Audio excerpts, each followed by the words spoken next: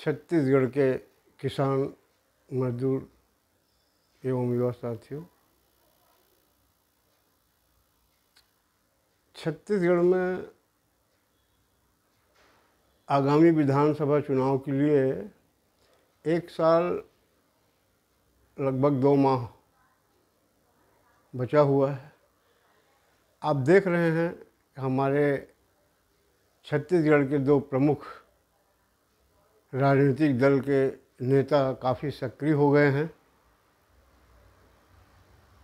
एक सत्ता बचाने के लिए, एक सत्ता पाने के लिए।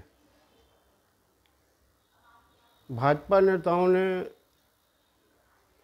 सत्ता पाने के लिए संगठन में बदलाव करना प्रारंभ कर दिए। अभी तक प्रदेश के अध्यक्ष, विपक्ष के नेता 2 बदले गए हैं। न जाने आगे और क्या क्या बदलेंगे। मंडल स्तर तक जाएंगे, बूथ स्तर जाएंगे, तो खैर अब वही जाने। वैसे मैं भाजपा नेताओं को ये जानकारी देना चाहूँगा कि छत्तीसगढ़ की जनता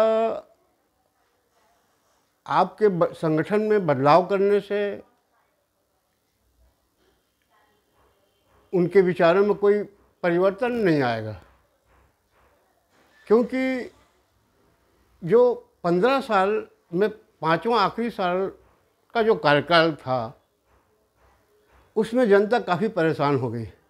और उसी 5 साल में मोदी जी के जो किसानों के लिए, गांव की जनता के लिए जो योजनाएं थी,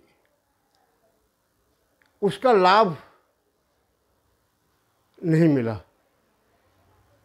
इसलिए बदलाव का फर्क नहीं पड़ेगा। अगर सही में अगर भाजपा सत्ता में आना चाहती है, प्रदेश और देश के नेता इस पर मंथन करें। अभी भी समय है। 4 साल से इन्होंने किया नहीं, क्योंकि उनको ये रहता है कि भाई कांग्रेस वालों का है तो इसके बाद हम आ जाएंगे। ऐसा नहीं है। तो मैं कांग्रेस और भाजपा के बारे में ज़्यादा नहीं कहना चाहता, मगर चूंकि मोदी जी के कुछ विचारों से मैं प्रभावित हूँ, जो देश की जनता के हित में उन्होंने काम किया है, देश हित में किया है, इसलिए मैं छत्तीसगढ़ के भाजपा नेताओं को ये सुझाव देना चाहूँगा और केंद्र के नेताओं से आग्रह करना चाहूँगा कि ये बदलाव जो आप कर रहे हैं अच्छी बात है, अपने ढंग से आप करिए, हमको उससे कोई मतलब नहीं है, मगर जब तक आदमी के विचारों में बदलाव नहीं आएगा, हमारा विचार तो वही है ना। आज छत्तीसगढ़ में कोई भाजपा का ऐसा कोई नेता नहीं है जो ये बोले कि हमारा सत्ता आएगा तो हम शासन की सुविधा मुफ्त में देंगे। मैं भाजपा नेताओं को एक बात याद दिलाना चाहता हूँ। मुझको 76 की बात याद है, जब इंदिरा जी ने आपातकाल लगाया था। 77 में बहुत भयानक तरीके से हार हुआ था उनका। ये बहुत से लोग, हमारे नेता लोग भी जानते हैं। और जब 80 में उनको गद्दी चुनाव होना था, गद्दी में पहुंचना था कांग्रेस को, तो इंदिरा जी ने देश की जनता से माफ़ी मांगा था गलतियों का, जो आपातकाल में गलती हुआ था उसका। उसके बाद वो भयानक मतों से जीत के आई थी। अगर भाजपा के प्रदेश स्तर के नेता, अगर उनमें क्षमता है और सत्यता को स्वीकारने की, अगर यही भर कहें हम सेवा समर्पण करने वाले लोग हैं, हम जनता के प्रति ऐसा भाषण आप दीजिए, पेपरों में छपवाइए, टीवी में बोलिए, जनता आपको जान चुकी है कि आप किस विचारधारा के हो। नहीं जानी है तो अब और जान रही है कि आपके विचार कैसे जा रहे हैं। तो आप सबसे पहले भाजपा नेताओं को ये अपनी गलती स्वीकारना पड़ेगा कि प्रधानमंत्री का धान फसल का बीमा कहाँ गया। अकाल तो आपके ही शासन में घोषित किया ना रमन सिंह जी ने। राहत राशि केंद्र से आया, बंटवारा कितना दिया गया। मैं तो मेरे तहसील पथरिया तहसील की बात बताऊं, मुंगेली जिले के, वहाँ तो बहुत से गांव के लोगों को नहीं दिया गया। गांव के गांव नहीं दिए गए। शौचालय का पैसा करोड़ रुपए डकार गए लोग। वैसे हमारे भाग्यशाली हैं कि हमारे बिलासपुर लोकसभा के सांसद महोदय आज प्रदेश के भाजपा अध्यक्ष बनाए गए हैं। मैं उनको बहुत बहुत बधाई देना चाहता हूं। वैसे मैं 2020 में उनका ध्यान आकर्षित कराया था और उनको प्रधानमंत्री के नाम पत्र भी दिया था, जिसमें 2 महत्वपूर्ण बात उल्लेख था कि प्रधानमंत्री का धान फसल बीमा योजना का लाभ हमको 17-18 में नहीं मिला है। पथरिया प्रापर में 2 करोड़ रुपए भाजपा के ही लोगों ने ठेकेदारों का लाइसेंस लेकर के 2 करोड़ रुपए 700 हितग्राहियों को डकार दिए गए हैं। तो सांसद महोदय इसका जांच करवा दीजिए। विधायक महोदय से भी मैं निवेदन किया था, बिल्हा विधानसभा के, जो पहले विपक्ष के नेता थे। आज तक उसकी जांच नहीं हुई। धान फसल बीमा योजना में एक किसान को सिंचित एरिया में 49,500 हेक्टेयर में मिल रहा है, असिंचित में 36,000 एक हेक्टेयर में मिल रहा है। इतना हमारे साथ नहीं, आप लोगों ने तो प्रधानमंत्री के साथ कर दिया। आप नहीं चाहते कि मोदी प्रधानमंत्री रहे, और अगर जो चाहने वाले हैं, जो चाहते हैं मोदी प्रधानमंत्री, तो उनको एक रोज बोलना पड़ेगा कि हमारा सत्ता आएगा तो हम शासन की हर सुविधा लोगों को मुफ्त में देंगे। लोगों के विचार बदलिए आप। लोगों को विश्वास नहीं हो रहा भाजपा के प्रति, वो कितना भी कहें। आप अभी आपको याद होगा, अभी पिछले महीने प्रशिक्षण शुरू हुआ था प्रदेश स्तर का, जहाँ दिल्ली के भाजपा नेता आए थे। मैं उनकी तारीफ करता हूँ, उन्होंने स्वीकार किया कि आज के स्टेज में अगर चुनाव होगा तो 25 से 30 सीट हम पाएंगे। मैं बहुत बहुत धन्यवाद देता हूँ कि उन्होंने सत्ता को स्वीकारा है। मगर न जाने छत्तीसगढ़ के लोग क्यों नहीं स्वीकार रहे हैं, नेता लोग।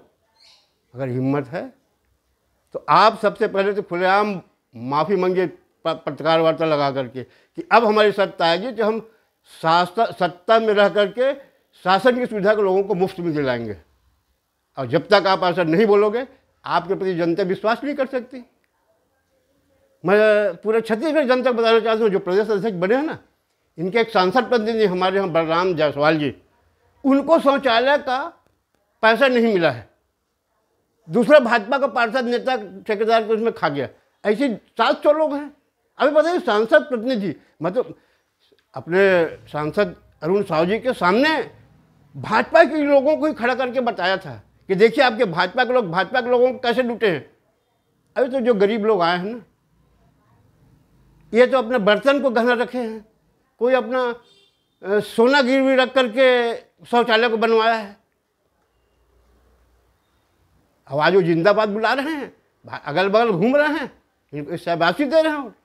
खैर हमको उससे कोई जलन नहीं है, मगर चूंकि वो सत्ता चाह रहे हैं, इसलिए मैं बता रहा हूँ कि अगर सत्ता पाना है तो सेवा समर्पण की बात मत करिए। आप गांव तो आइए। मुझको भी बहुत खुशी हुआ कि अभी पिछले दिनों हमारे सांसद महोदय ने अपने बिलासपुर में एक जन चौपाल लगाया अपने बंगले में। मैं उनसे निवेदन करता हूँ कि बिल्हा विधानसभा के विधायक महोदय और हमारे बिलासपुर के लोकसभा के सांसद महोदय, जो प्रदेश के भाजपा अध्यक्ष हैं, उनसे निवेदन करता हूं कि वो अपने लोकसभा क्षेत्र में हर तहसील कार्यालय में, हर विकासखंड मुख्यालय में एक जन चौपाल को लगाएं। मैं पथरिया में आमंत्रित करता हूं, आइए आप। वैसे तो आप जानते हैं, मैं जानता हूं नहीं आओगे आप लोग, क्योंकि आपके सामने हमने मैं करा चुका हूं सब बात को। आप नहीं चाहते कि जनता मुझे जो सुविधा दे रहा है वो जनता को मिले।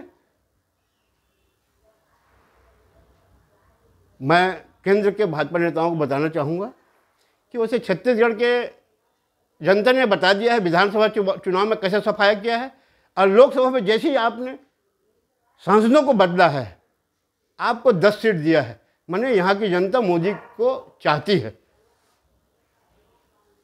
यहाँ घिसे पिटे और जो सत्ता को व्यापार समझते हैं, ऐसे लोगों को पसंद नहीं करती। वैसे हमारे राष्ट्रीय अध्यक्ष नड्डा जी भी आने वाले हैं, मैं सुना हूँ, 9 तारीख को पेपरों में छपा है। मैं नड्डा जी से भी निवेदन करता हूँ कि नड्डा जी शायद कार्यकर्ताओं के आप प्रशिक्षण देने वाले हैं, वहाँ इनको बोलिए अपने कार्यकर्ताओं को, जो बूथ से लेकर के जिला स्तर तक है, प्रदेश स्तर तक आपके जो कार्यकर्ता हैं, उनको बोलिए कि वो गांव-गांव जाकर के लोगों को विश्वास दिलाएं। हम कसम खाते हैं कि हमारी सत्ता आएगी तो हम शासन से उनको मुफ्त दिलाएंगे।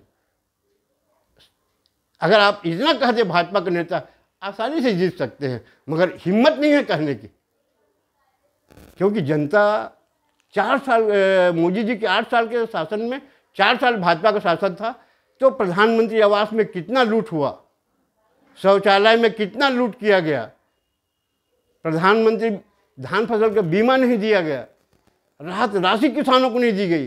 ये पूरा प्रदेश का हाल है। तो सत्ता में संगठन में बदलाव करें ना करें ये तो अपने उनके पार्टी के नेता जाने, मगर जब तक ये विचारों में बदलाव नहीं करेंगे तब तक छत्तीसगढ़ में सत्ता पाना बहुत टेढ़ी खीर है। अगर वो सोच रहे होंगे कि हमारे इतने लाख लोग आ गए,